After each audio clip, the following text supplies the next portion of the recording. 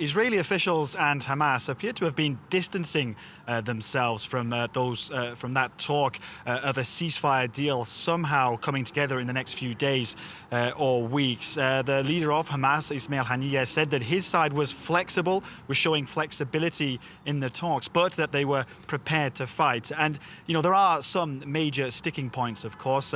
First and foremost, in the past, Hamas has always insisted on a full Israeli military withdrawal from the Gaza Strip as a precondition to any proper ceasefire deal. Hamas also wants internally displaced people to be able to return to their homes, or at least what's left of their homes in northern Gaza. Of course, much of the Gaza Strip having been completely flattened by the Israeli offensive. Israel, for its part, wants Hamas to stop firing rockets into Israel, but only yesterday sirens sounded in the southern Israeli city of Ashkelon, not too far from the Gaza Strip, warning of incoming rockets.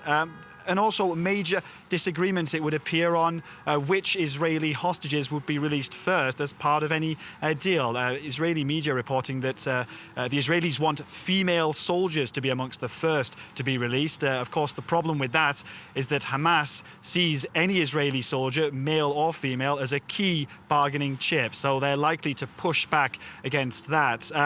So I think whichever way you look at it, there is still quite a lot of work to be done before both sides somehow bridge the gap, if they do, to clinch a deal.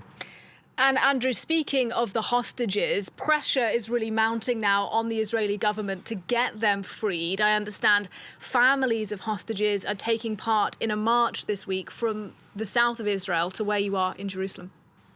Yeah, that's correct. You have to bear in mind it's been almost 5 months now since those hostages were kidnapped. And of course, their families have been living in despair during that time. So there is a march that's been organized starting today from the site of the Nova Music Festival, of course, one of the sites that was targeted by Hamas when they went on their rampage on October 7th. The families of hostages will be marching all the way to Jerusalem, where I am. They're set to arrive on Saturday. They'll be joined during that march by hostages who were released from captivity. And of course, the aim of this march is to keep up pressure on the Israeli government to try and secure the release of those hostages. Just yesterday, I was talking to someone who has 2 friends who are believed to be held in captivity in the Gaza Strip, and she told me she couldn't believe it had almost been 5 months since they had been kidnapped. So, you know, a lot of despair, but of course, any talk of a truce inevitably raises hopes right across Israel.